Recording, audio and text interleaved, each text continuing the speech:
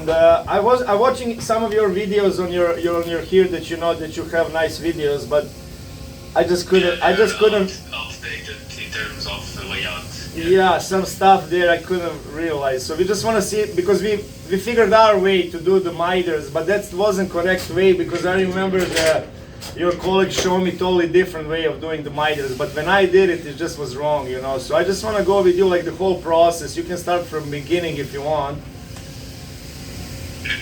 So on the drawing itself. If you want, put the phone in that way to keep close with the other. Okay. Okay.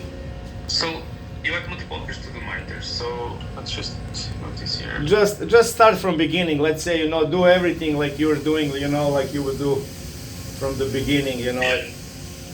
Yeah. So. And we can do this again, you know. You can delete my drawing if you want, you know. And I understand. Yeah. So first thing first would be on the settings itself, on the match and colors. So you can specify the type. Let's say if you have a 45 inside miter is one layer and one name on one color, and you have the outside miter would be another layer, another color. If you do that, then you go to match settings and you apply them here. And you're going to, every time that you use that color, you're going to apply automatically the miter on the 3D. Excellent. So it's just a question afterwards. Yeah, this one, you see, I didn't know that. This is excellent, which you showed me now. So for example, do you know the layers or the colors for the miters that you guys use, or? We are using, pretty much we're using AlphaCam for cleaning and nesting. We don't use your program so much, you know what I mean? So colors, so for colors for us are not that important on this one, but usually we use this blue one for miters. Yeah. So let's say this blue and this one. So this is. You can do this one. Let's say whatever you like, outside or down. Yeah, and we can make this one up. Right there. Yeah. Let's try to maintain.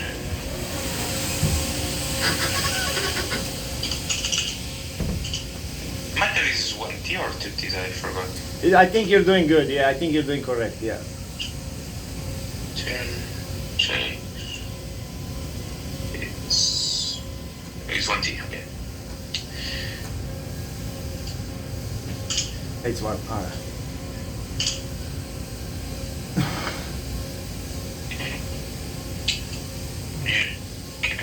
This one.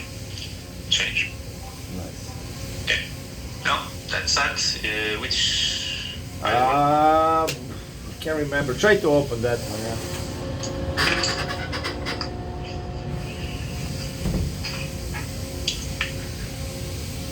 Okay. Yeah. So, you can go drawing. One thing is the miter that was applied. So this is one option to apply on the 3D. That's how I want to. Can you show me this one? Yeah. So this one, for example, this is going to be to apply to the edges.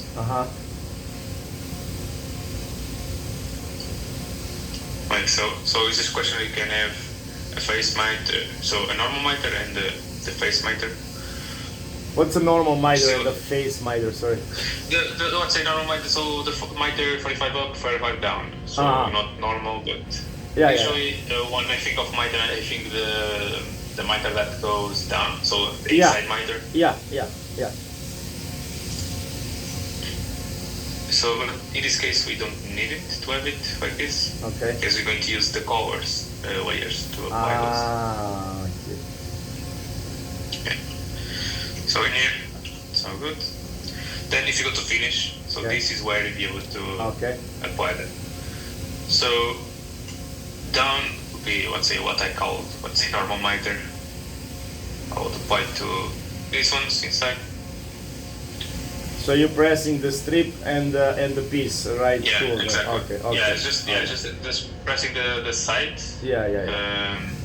And it's going to apply the color. Okay. And then I would use the other one for obviously the seams here. So this junction. This one does not need. This one is the This same. one needs. Okay, so something like this. Yeah. Another thing, I would, from this point of view, I would recommend to bring the shapes together Okay. with zero distance, so it's easier to work on the 3D as well. I see. Usually we were doing that when we put it in 3D, then we would connect them.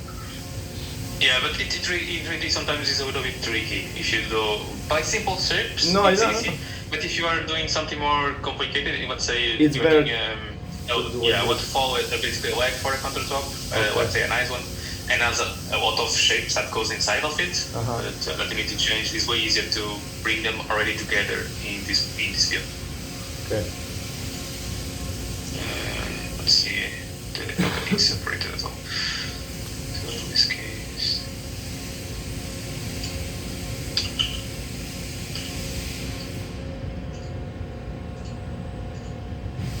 so in here, the auto alignment is select the sides that you want to stay in place. So this one, this piece, and this one, the one that you want to move. Let's just. Okay, I think now everything should be up. Okay. Okay, wherever it can be, because I think you don't have the same size pieces on everything. Or you do.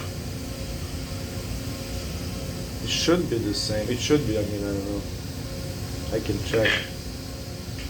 I think the top ones are a little bit more. Bigger? No, not exactly. Let me move them into. Oh, 16 bigger, This yeah, one. you're right.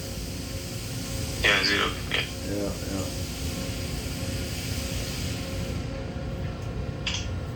So let's see what that. Oh, I think I know why. I think my guy added extra 16 for the miters on the sides. You know, the one that you're doing. That's why this one right now it's a 16 bigger. We just figure out So to add like yeah. a 16 when we're doing miters. Just I think it's getting better if we add 116 just for miter where we're doing it for the cutting and blade. I think so, but we are not 100% sure if it's still like working like that. Yeah. But you can change So it to this be the is- same. Yeah, you can do it exactly how would you do this drawing, let's say, you know. It will not affect. Is let's say it's too small to notice. I would say you're going to have to, let's say, this small. Okay. But you can bring it together. It's fine. Okay. So now with the covers, as you can see, all the miters are already pre-applied. Mm-hmm. So those corners and also all around on the inside. So now it's just a question of using the rotation tool. You don't need to move them because they're already together. So rotation tool, grab this one and key arrow down. Then move on this one. This one goes up.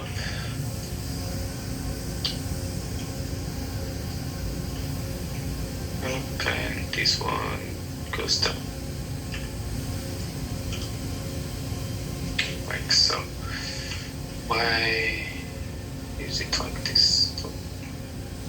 Yeah, I had the same issues with that. That's why we did it like differently.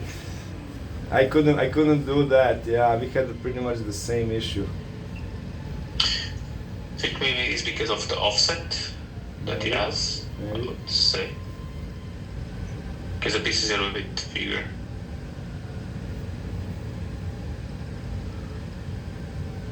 It's like it's going. I would say it's because of the offset, but that's too big.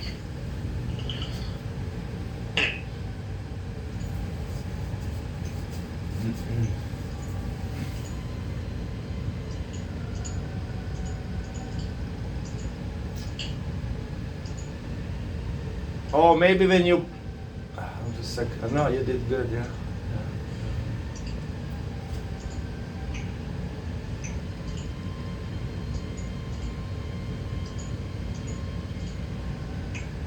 In this case, let's say you can just hide it on this button here. Because this is not going to affect the acceptors. Visually, it's just going to remove the miters that are sticking out. So you just press that.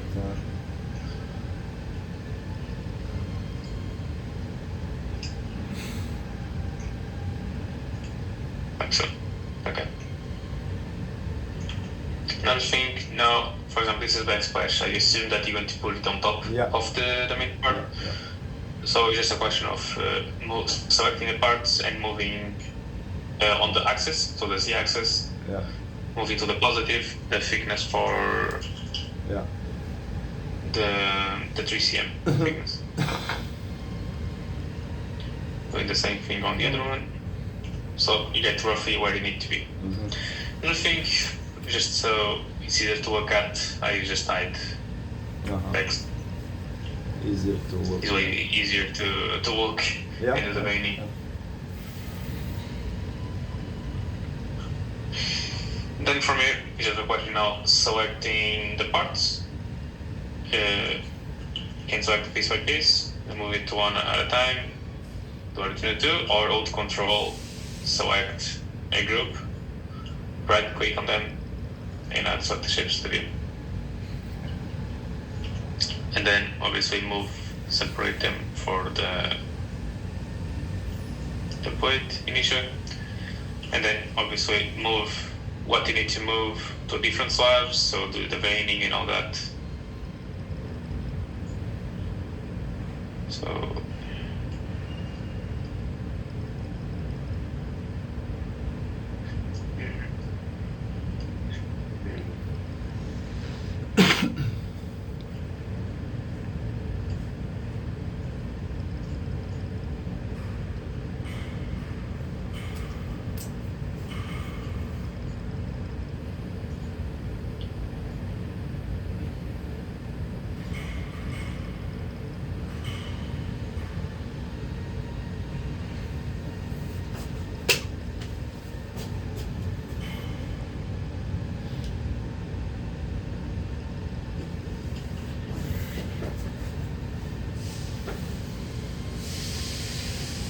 something like my eye doesn't have to be perfect.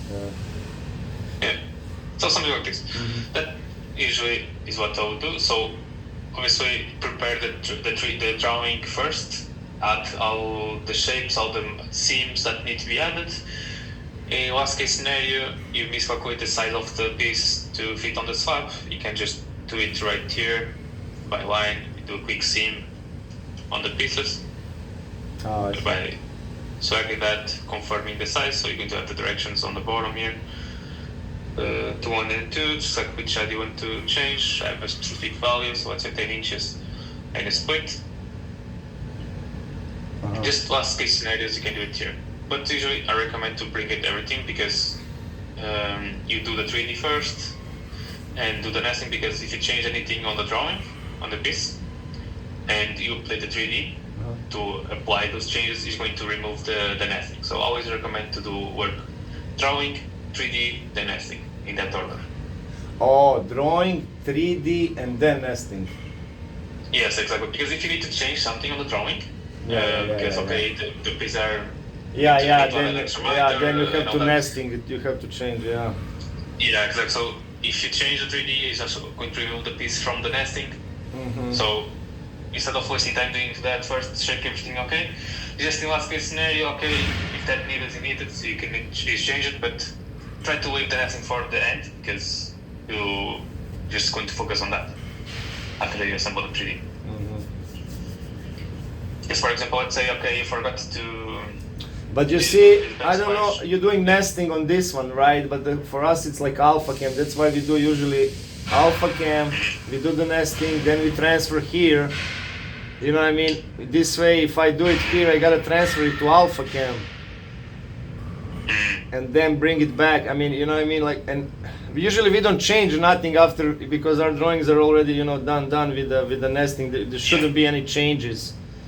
So I don't know. I'm just asking you. What do you think? In our case, it's, you know, better to do. In your case, so like if I'm doing on this program, I get it, you know. But we are not doing nesting here, you know. So I gotta output CAD to another program and then do it. And what do you think? What do you think? I mean, I'm just asking.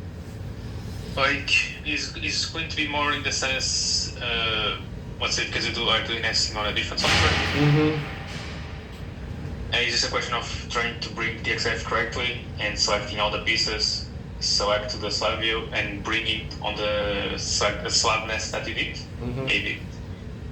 And already because the scale should be the same, correctly, of the slab. It's just a question of selecting the pieces and dragging to the slab. And obviously using the 3D and also the 2D to verify if everything is matching correctly. And do some last minute changes for them. Yeah, makes sense.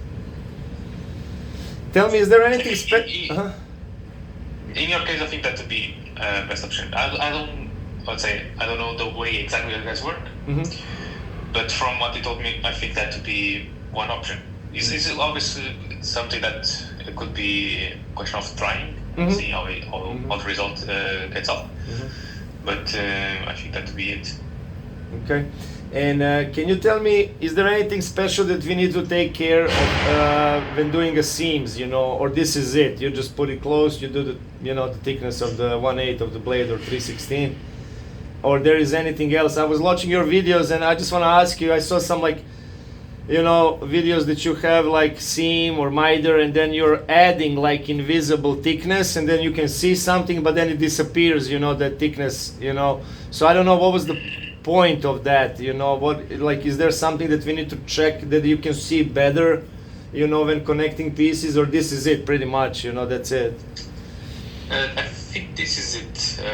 The thing that you mentioned to invisible pieces, or yeah, it's not invisible. It's like, just imagine you have a miter and it's 45, but then you have an option that I can make it look like it's, I don't know how to call it, like I'm adding thickness of material to that miter and then you have everything squared, but then you can get out and then again it's a miter, but you can see the picture as a square. But I don't know what's the point of that. I just saw it on your video and I wanted to ask, but I don't know if you follow me. Yeah, I need to confirm again on that, because the video was the normal training or was one of the random ones that you were there? It was one of the, I can't remember if it was a training or it was one of the videos that I found there. It's pretty much the only video that I found about seams and miters. That's the only video that you guys have. I'll need to check, because I don't know from what's update, so from last layout of the software to now, there's some changes that happened to some of the functionalities. So it's maybe not available anymore. I need to check. What is the this is my question. Let's say I do everything like you said here, and we make it, and I see that something is not coming out, something is off. What would you check? Because that's my point, I want to check something is off. Let's say, I put it on a 3D, everything looks nice, but then when I cut it in real life, it's a little bit off, it's a little bit not connecting like on the 3D picture, What do you think I should check? What could be the problem? That could be, so first thing first would be checking the scale of the images. So let's say you get, I would say a 50 by 50 slab or a big slab. Oh, give me just a second, sorry, give me a second. We close the computer. Is it working on your end, our computer? Yeah, that one is just a monitor. Oh, it's a monitor. Okay. I pressed with my leg the power, and I'm like, where is the monitor? It doesn't work. Okay, sorry, buddy. Can you just repeat that? Yeah. So, first of all, I'll try to get a slab that you can score a rectangle all around, or have some reference points drawn on it that you know the measure exactly for them. And then I'll try to check creating a piece here. I lost connection, but creating a piece on the match with the same dimensions of those points to see if they are matching correctly in terms of scale. That will be the first thing. If that's okay, then it will be a question of checking the offsets of your machine. Try to check the 0 point and all that, see if things are matching with alpha cam and all that. Can you accept the connection again? Just a second. There you go.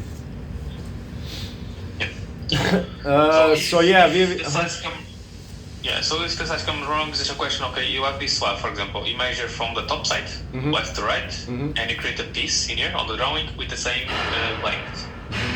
The thickness can be 40 inches, but the same length needs to be the length of the slab. And you do the same thing for the height. You work, let's say, the left side for the height. You measure that, and you bring it to here, create another piece with the same size, and check if everything is within the slab. Okay. So usually you can check, let's say you put the pieces here, check on the 2D, check it if you see the outside of the slab or the inside, or just the inside. If you just see the inside, it should be okay. If you see, let's say, just a bit off, let's say one click with the key arrows, because you can use the key arrows to move the pieces around, millimeter by millimeter. So if you just go, you are getting to the corner. So for example, let's use this as an example. So you see here. So you're going to use the key arrow, so you go all the way, so you start seeing the blue, and then you go inside until you stop seeing it, and that to be the edge. So you do basically that, and check if the scale is okay. If that's okay, it's just a question of checking the 0 point, the way that you guys are bringing up the slabs on the table, and checking there. Because from here, if the slab is up to scale, the sides are up to scale, should be everything correctly. Okay.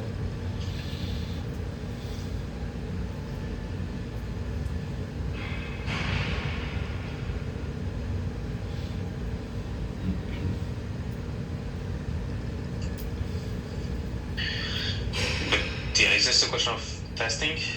Let's say for the first test, I wouldn't even do a full cut. I'll try to see where the blade is going to. So try to get something, let's say a square drawn on the piece, doing an overlay on it, and send it to the machine and see if the blade goes on top of it. Yeah, we did that. Like we did, like your guy told me, we did like a 40 by 40 piece, exactly, and then we transfer it and put we watch where the blade is gonna, if it's gonna go touch right above it, if it's gonna be 40. So it was close enough. It wasn't perfect, but I think that's a little bit because of our we're using a Baca, and we have Baca cameras, and sometimes they are not really, they move a little bit, or they're not perfectly, so we gotta check that. If that case, if you, let's say, I don't know if it's possible to do a recalibration on the Baca system to have everything aligned correctly. But it's just a question of trial and error in this case, in the beginning. To understand, okay, if the image is up to scale, let's say, okay, then on the machine is coming where the blades are going at, let's say, 0.707 inches to the left on the x-axis, something like that. And you say, okay, it's on both sides, maybe I can even go and set an offset for that, and it's going to match correctly. If it is constant, having that difference, for example. Yeah, I got you. So just that at the moment, it's just a question of trial and error at this point. Try and check all the system, making sure everything's properly calibrated and aligned.